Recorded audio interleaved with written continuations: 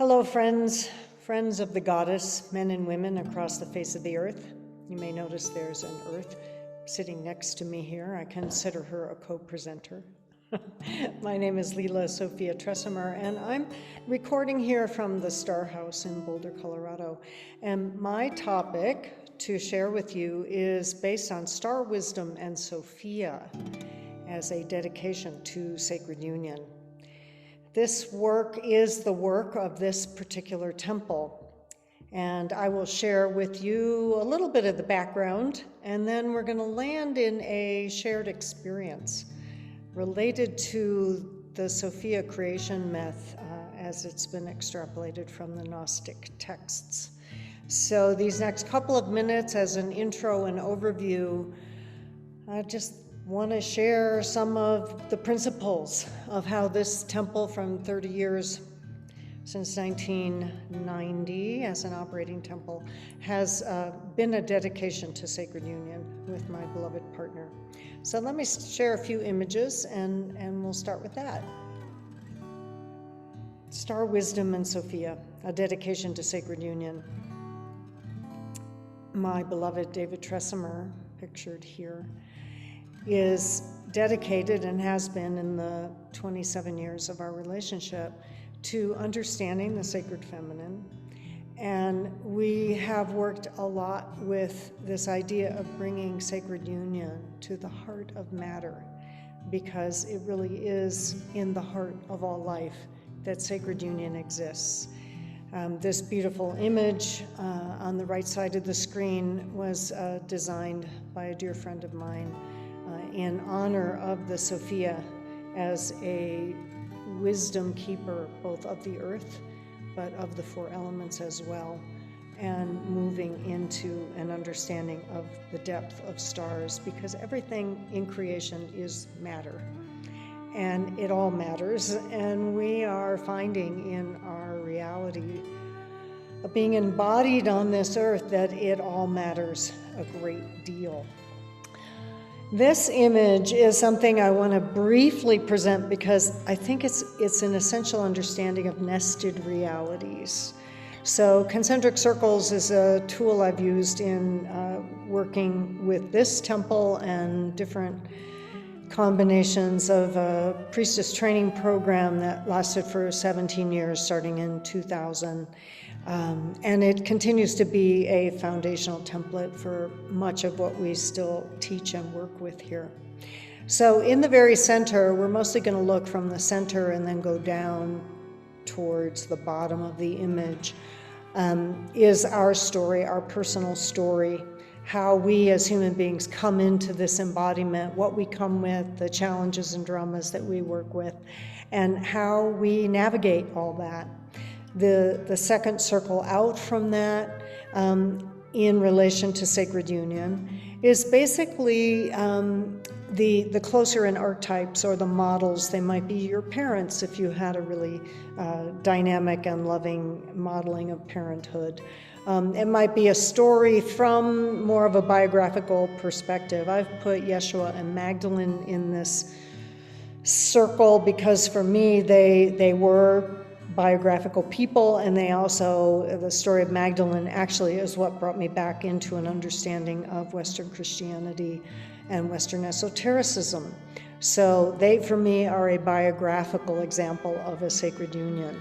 And then in that farthest out circle is really where we connect with the most expanded archetypes and spiritual principles. In that circle for me is Christos Sophia. Sophia being the embodiment and manifestation of a universal principle of wisdom, of the sacred feminine, and in connection to the principle of Christ light or Christic light, to be discerned from the mythos of Yeshua in the Christian initiation story. There's so much to be said about what Christianity is and isn't, and this is not the venue for that, but to just say that I went on a long journey from leaving my Protestant upbringing in the United States to a deep, deep understanding of where the initiation story at the heart of esoteric Christianity, when it came into union with the sacred feminine, was a deep call of return to my soul. And that's after exploring Hinduism, some aspects of indigenous culture, different expressions. So I wanted to make that clear. That does not need to be everyone's choice, obviously. And throughout this conference in the Glastonbury tradition, I'm sure there will be many points of view, and essential that we find our ability to both appreciate and tolerate points of view. But I wanted to share a little bit with you that for me it was a return to Christianity from an esoteric perspective where I could see it as an initiation story. And from Gnosticism with a small g, when I started reading Gnostic texts from the early to maybe 200 AD, that those texts helped me understand more profoundly that there was a principle of Sophia that was engaged very much through Magdalene. This is David Tresemer. I realized I couldn't really talk about Sacred Union in its entirety without introducing him. So he's going to give you a couple of moments of his Star Wisdom expanded perspective. What you've been looking at, the concentric circles, thank you, Lila, for that model. So the middle and the very center core, and then the next ring, and then the outer ring, is so very helpful. And it helped us sort out so many aspects of our own relationship, because inside there's the drama. And relationships, it's good that relationships have drama, because that's usually you find out that when you start going out to the next circle and the next circle out past that drama has psychological and archetypal spirit soul sources that are being worked out right around toothpaste and washing detergent and we don't have any of those stories. I mean, the simple things that are actually in the drama, it's a privilege to have these objects and things in our life so that we can work it out, because because what we find is we work from that circle, out, in, that brings the sacred right down into these little things I mentioned and others, which is very, very special, a huge privilege. And it gives us the opportunity to explore what is sacred union then in the most expanded space between the stars and the earth, or heaven and earth, or the light and the earth. And as a planet, we need to be in reference to star wisdom. Right. Yes. We call it intelligent astrology, star wisdom, and really coming to learn about the bridges between cosmic patterns, psychic patterns, and then our daily lives, and then working it through the heart. So Star Wisdom and Sophia came out of a direct relationship that David and I crafted together around the Star House. He, as I said, was a primary designer. And then there was a lull period after the temple was built, and it took a couple of years for us to then start growing the community that now some live here on the property, and we have many members around the world and lots of participants. So this temple is operated as a transformative vessel for the good of the whole, serving earth and humanity. And I'm using this as an example of sacred union because in 1990, when the original dedication and prayers of the temple were established, I was not here at that time, there was a dedication to sacred union and to bringing in the richness of the sacred feminine. So it was always in this temple from its very beginning. And because it is dedicated to sacred union, I wanted to use it as an example of the way that we as human beings, my partner and I, as well as the people that work very closely in the heart and the core of the temple, have actually created it as a dedication to heaven and earth. So when you see this earth hanging behind me as a 5-foot in diameter example of relationship to the 12 posts around it, I'll say a little more about that in a minute, that it has become a model for a temple, I feel, of the future, as well as from the ancient past. And we're alive and well in the present. So I'm feeling optimistic that the principles of sacred union are about to become so much more deeply understood. This ideal of rooted here, relevant everywhere, is basically a way of saying that we're simple. We're one small building that is packed with Shakti and with life force because it's been a working temple. As we've been discovering, what is it to integrate in this period of time, meaningful practice that will keep weaving earth to heaven, heaven to earth. We do a lot of our teaching around astronomy, astrology, geometry, the 4 elements, the 4 directions. They're laid out perfectly in Star House, which was oriented directly to the pole star.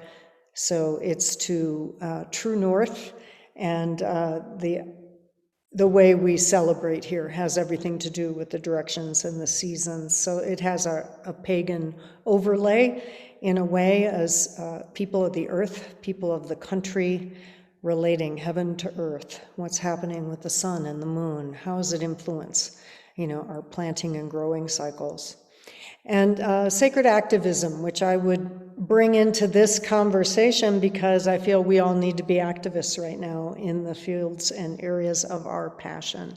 How are we going to continue to serve the planet and serve the earth and serve humanity and all life at this time, whether that be through prayer or ceremony or artistic expression or finding something that we all care about and really pursue it to make a difference. Star House is, as I say, a dedication of earth and heaven. It's surrounded by the 12 zodiacal signs, so wherever you see a post coming down to the floor, there are 12 posts, each is dedicated to one of the astrological signs. And Earth Beloved of Heaven is one of our more heartfelt understandings of this great sacred union as it does relate to the cosmic understanding of principles of light, sound, creation. And towards the end of this presentation, I'll share just the opening moments of an animation that I produced some years ago on the Sophia Creation myth, because I came to realize that I could not really fully embody why I was here and what I was doing here until I understood where I came from and what was that bigger story in the concentric circle model. Like, how do I bring my understanding, my story of where we began, how life came into being, so that this incarnation could mean the most. And so that I could also bring that cosmology into my personal life, in my relationship. David and I have come from 2 different perspectives. He's always had sort of a esoteric Christian connection. I've been more the wild child and kind of the explorer in consciousness and across different cultures, and definitely more pagan related. So when we actually came together and discovered through a whole journey we did around the world, starting with some of the caves around the Dead Sea, and then into the Sea of Galilee in Israel, and started really feeling into who Magdalene was and what her cosmic purpose might have been in that story, we began to realize, we were living that story. and found ourselves having dreams and strongly guided to pursue what the Magdalene story was. That was in the 90s, before it was a really popular thing brought to life by different writers. Anyway, this is a little overlay on the star house. You can see there maybe a little better some of the ways the floors are divided. And this is a look at the ecliptic with the zodiacal wheel around it, and as it surrounds the earth. And we do a lot of teaching in this temple about what the influence of sidereal astrology, or meaning where the stars are, as opposed to tropical astrology. We work with sidereal because we have a connection to stars.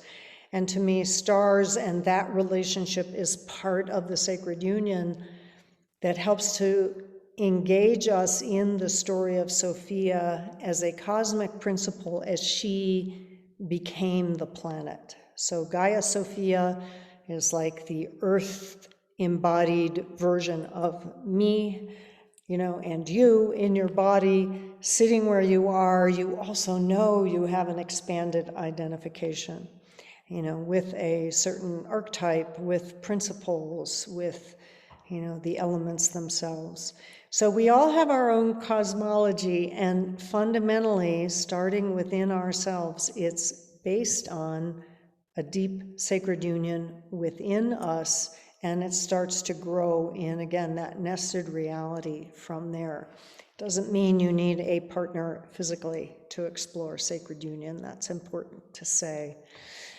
Sophia is something that has been emerging as an understanding in culture for the past years. I'd say that name, I believe it in the last couple of years, certainly it was the most favorite name for girl children. That's an indicator. Her name is synonymous with wisdom from the Greek, but in a broader interpretation, she is the divine feminine, or Shakti, or Great Mother. She does not come into any one religion. She is the heartbeat of the sacred feminine. You may not choose to call her Sophia. She might just be the Great Mother. She might be a different face of the goddess. And again, I feel like each of us needs to find that principle, and from that, we then build our own sacred union relationship with the rest of life. So in Gnostic text, she is the feminine who came into time and space from the core of the galaxy, which is the animation I'll share with you at the end, a sacred imagination of what that might have been. I can't say what it looked like. Who can say when we're talking about the galactic center, what does it look like out there? But we made the attempt.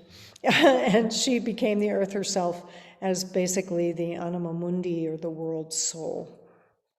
Again, these are my explorations of what Sophia has meant to me. So this is fascinating to me, to find that in Christian texts, she actually is found. In Proverbs 8, Sophia speaks of herself. She was with God before the creation, and she was the master work. I was formed long ages ago. At the very beginning, when the world came to be, when there were no watery depths, I was given birth. When there were no springs overflowing with water, before the mountains were settled in place, before the hills, I was given birth. Before he made the world or its fields or any of the dust of the earth, I was there when he set the heavens in place. So again, may not be exactly fitting with all of one's beliefs about who created what and what was the nature of divinity. But when I shift a few words and think and feel into the one, that the one created, and when the one created, the essence became two. And up until that point, in the oneness, there was no he or she. And then at a certain point, though I think that understanding and the use of the pronoun as a he has given rise to an enormous amount of challenges that the one is without, he or she. But just that even this exists in Proverbs is, I think, a really important thing to take note of. So a few other aspects. I love Caitlin Matthews' work, and that she also has done so much to support, the essence of Sophia in Western culture. Pure gnosis is found wherever Sophia walks. It is not dependent upon this or that school of thought. Gnosis is the word for direct knowing. It's that inspired understanding that we each are a luminous aspect of divinity. And that's what Gnosis is meant to be. It's not another religious sect. Gnosis, small g, is that pure knowing, the pure knowing of oneself. So in relationship to this creation myth of Gaia Sophia, this image is one that struck me as a celebration of earth, air, fire, and water, that the elements are actually of what we are, and it is really her embodiment is the elements of the earth, and we resonate with them. So they're sometimes pure, more often they are challenged and compromised. We have the capacity, through understanding how to work with true aspects of resonance and principles of high and true magic. Through our body, we can begin to understand the resonance with the planet, and that, to me, is where sacred activism really finds its place. Because we are able to work with these elements through focus and collective element meditations, which is, in fact, one of the greatest principles of the working with sacred union, that we work our body in resonance with the greater whole, and we keep weaving heaven to earth, earth to heaven. Sacred feminine, masculine, Christos, Sophia, Shiva, Shakti, all Father, all Mother. This work is dedicated to promote sacred earth activism, staying relevant and active in the global issues of our time. To engage the four elements in nature's healing, and the fifth element being love, something that beats at the heart of the earth herself and connects us to all beings. And to build community in the balance of the feminine, masculine wisdom. So all of this is a dedication to sacred union.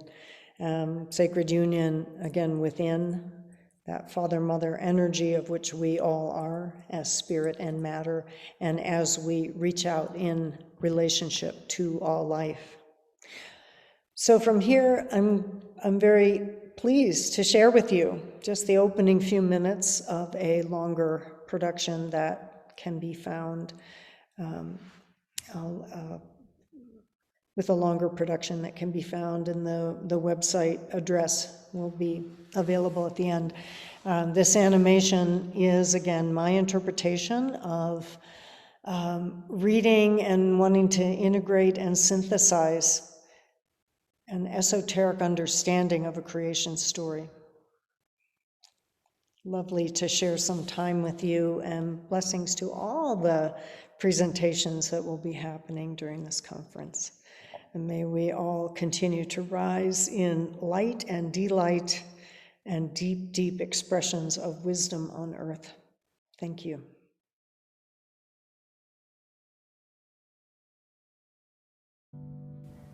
Identify with the ineffable one, the incomprehensible oneness. No light, no senses, only a potential of being. Perhaps it's warm, an inner generation of heat, the beginning of an inaudible murmur that perhaps begins to roll and resound through a vastness not bound. by space or time, because they do not exist yet. An indefinable utterance echoes throughout a limitless emptiness. Feel it pulsing and spiraling from this silent sonar field, from which infinite droplets of pure light emerge, open, and unfold into a spiraling dream of luminosity. Like a flower opening in a thunderous flash, creation begins, igniting the darkness. Swirling spirals of dancing light decorate infinity. Experience this mythic imagination as though it were unfolding within you in this moment. Perhaps the same as when you awaken each morning from a dream. The world in between sleeping and waking is full of swirling light not yet embodied. The field of consciousness awaiting expression through you. We are all the aspects of this dream, as Sophia, the first idea of creation, emanates limitless light. Envision and now imagine the white fire core of the galaxy producing a toroidal pattern of movement pouring through the intensity of the galactic center, a potent mass of power, light, and activity.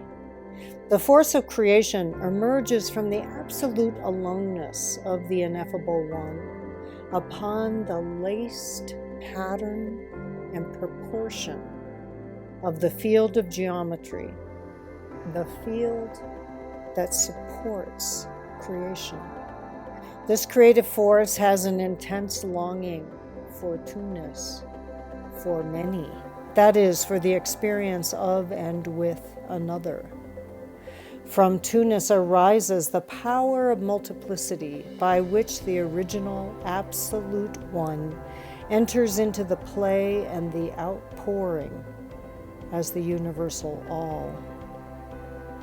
Appearing as the galactic spiraling movement takes shape within the infinite. Gnostics call the core of the universal process the pleroma, meaning fullness, or the thoughts of God, or the original idea.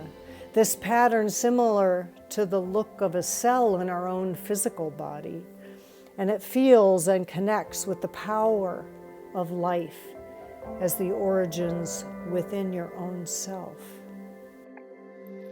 Imagine these serpent-like torrents of energy, massive and writhing in the core of the galaxy.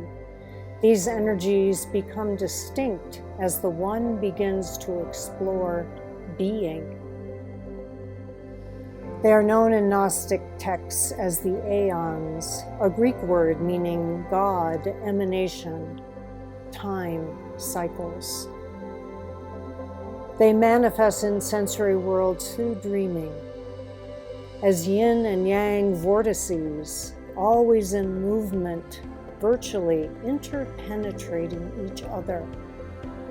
These pairs of aeons are called syzygies, and together these emanations begin to project a thought form, a seed. It's formed from the geometries that underlie all creation, and the pleromic dreaming was to cultivate this seed towards an imaginal being called anthropos, the heartbeat of divinity in form.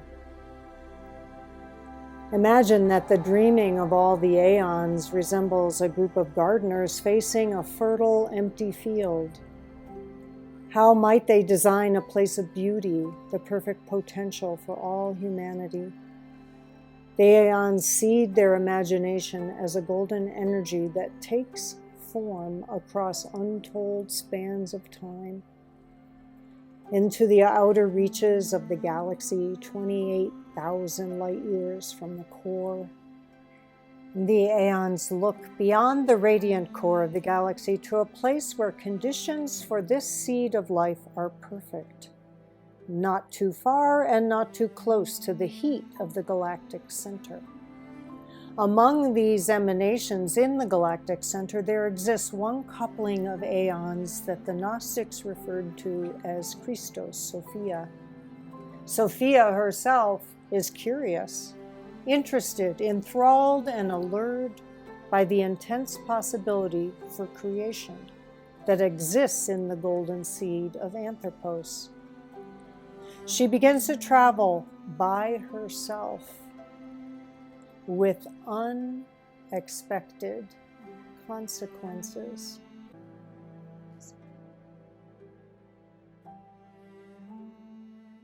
And so I'd just like to close in this moment of having shared this animation to invite you to discover your own connection to a mythology that then can live and breathe through you, that we each become vessels.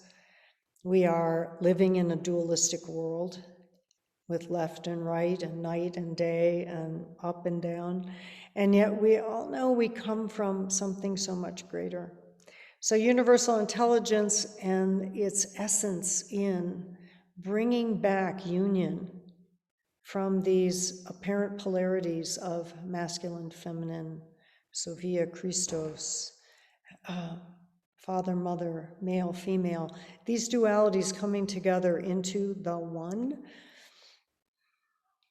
feels to me like where we are heading and what will bring our one earth into the focus and consciousness for all humanity to revere, treasure, and care for. Thank you.